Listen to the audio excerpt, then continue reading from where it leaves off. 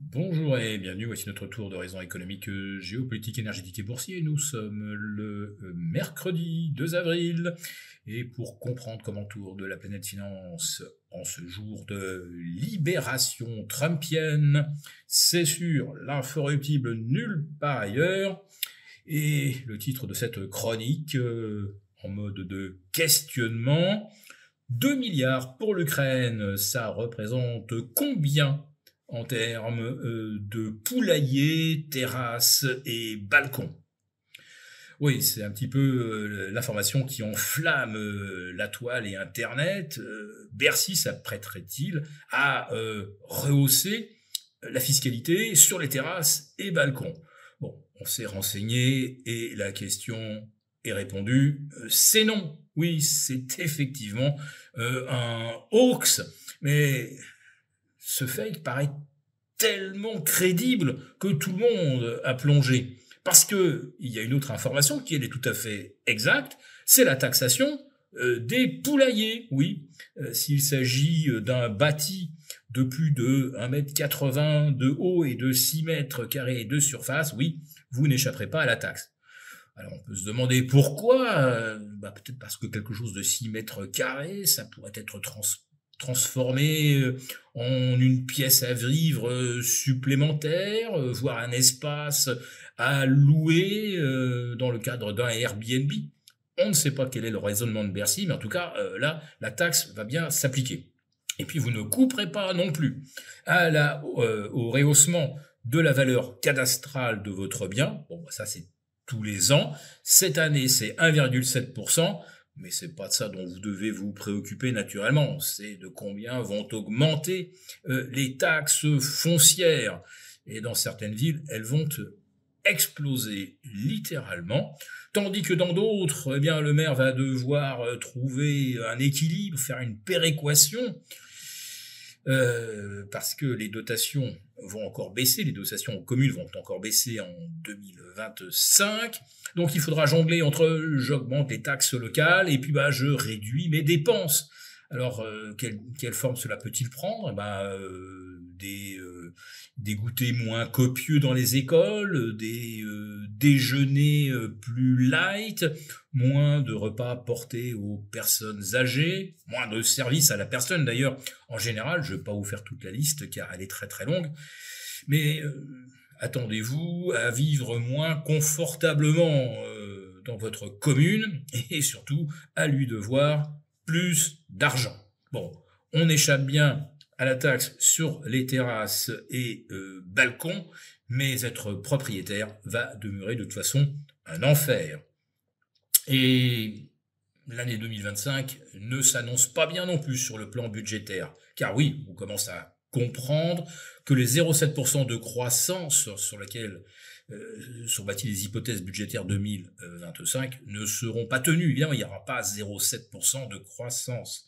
Et si Donald Trump annonce ce soir des tarifs de 20-25%, comme il l'a dit, quasiment promis, sur les importations vers les États-Unis, qu'il augmente de 100% les taxes sur les alcools et spiritueux, clairement, on aura des mesures de riposte, ce qu'on appelle de la réciproque, et les experts ont calculé que pour les États-Unis, ça amputera leur croissance d'au moins 1% en 2025, peut-être davantage encore en 2026, et l'Europe ne sera pas indemne avec une croissance amputée probablement de moins 0,5%. Et franchement, si les droits de douane augmentent de 20%, qu'on a seulement 0,5% de croissance en moins, je pense qu'on s'en tirera bien. Sauf que la France n'est déjà pas à 0,7% de croissance, vous retirez moins 0,5% et nous sommes en récession.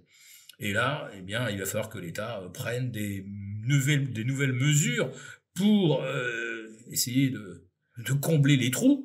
Mais comme pendant ce temps-là, on donne des milliards à l'Ukraine, 2-3 milliards chaque fois que M. Zelensky se rend à Paris, et tout ça bien sûr sans débat parlementaire, eh bien on ne sait pas trop comment on va réussir à maîtriser nos déficits. Alors, l'absence de débat parlementaire, c'est déjà en soi un problème démocratique. Et bien sûr, le jugement qui prive Marine Le Pen de la possibilité de se présenter aux élections présidentielles de 2027, ça en pose un autre et à plusieurs niveaux. Alors tout d'abord, on va commencer par balayer tous ces commentaires comme quoi ce n'est pas une décision politique, elle est parfaitement fondée en droit, le droit, rien que le droit. Non, c'est écrit en toutes lettres dans l'attendu du jugement que justement les juges ont décidé ou ont voulu, il l'indique expressément, interdire à Marine Le Pen de se présenter aux élections car elle présente un danger, une menace pour la démocratie. Donc, pour sauver la démocratie, interdisons effectivement aux candidats qui ne plaisent pas de se présenter aux élections. Alors, je veux bien effectivement que les malversations du Rassemblement national soient punissables. C'est reconnu comme un délit, il n'y a pas de doute, mais il y a aussi une échelle dans la sévérité des peines. S'il y a eu 4 millions de détournés par le RN, combien de dizaines, voire de centaines de millions sont détournés chaque année par des agences nationales, des comités d'experts complètement bidons. Et ils sont également financés par le contribuable, car c'est ça qu'on reproche au Rassemblement national, c'est d'avoir escroqué le contribuable. Mais de combien le contribuable se fit-il escroquer chaque année par nos 1200 agences, dont certaines on est incapable de dire ce qu'elles produisent, on sait juste ce qu'elles coûtent. Et si elles ne produisent rien, n'est-ce pas, du détournement de fonds. Et puis en ce qui concerne, alors là, la tête de l'Union européenne, alors là, combien non pas de millions, ni de centaines de millions, mais de milliards sont détournés dans l'affaire ukrainienne. Là, on passe à une échelle, c'est une échelle de 1 à 1000 par rapport à l'affaire du Rassemblement national. Et c'est là donc que ça pose un deuxième questionnement. Pourquoi aucun juge ne veut se saisir des plaintes visant Ursula von der Leyen? Ils ont tous une trouille bleue pour leur avenir, voire peut-être, je ne sais pas, peut-être même leur vie ou celle de leurs proches. Donc la justice ne s'attaque pas aux dossiers les plus colossaux et se montre impitoyable envers, je ne dirais pas des petits, parce que quand on est présidente d'un parti politique, on n'est pas un citoyen lambda, mais enfin, néanmoins, il y a beaucoup de hauts commissaires européens qui ont échappé à des procédures. Et ne parlons pas d'anciens ministres qui se sont vus pas blanchir, mais on nous a expliqué qu'ils n'étaient pas condamnés parce que l'infraction commise, ils n'avaient pas eu l'intention de la commettre. Ou alors, il y a prescription. Et en fait, je ne sais pas, c'est pratiquement un tiers des membres du gouvernement ou des gens qui sont passés par l'Élysée qui sont frappés de procédures judiciaires qui n'aboutissent pas. Ou si jamais elles aboutissent, ce n'est pas à une condamnation. Donc oui, il y a très clairement ce problème. Qui est traîné devant la justice et qui ne l'est pas? Pour quel motif? Et pourquoi, lorsqu'on passe devant la justice, certains sont relaxés et d'autres condamnés avec la plus grande sévérité? Nous avons conçu à votre attention un rapport spécial que vous obtiendrez gratuitement en cliquant dans le lien en description de cette vidéo. Un rapport spécial qui analyse toutes les conséquences économiques, financières et patrimoniales.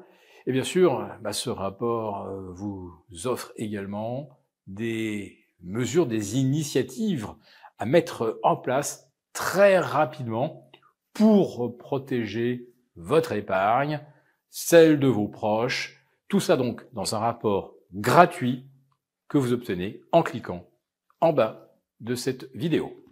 Merci beaucoup d'avoir regardé cette vidéo. N'hésitez pas à réagir dans les commentaires ou à liker et partager cette vidéo si le contenu vous a plu. Et pour ne rater aucune de nos prochaines émissions, vous pouvez vous abonner à notre chaîne et activer les notifications. Et pour plus de contenu, n'oubliez pas que le dernier rapport rédigé par nos experts est accessible en cliquant sur le lien de description. On se retrouve tout de suite dans les commentaires et je vous dis à très bientôt pour une prochaine vidéo.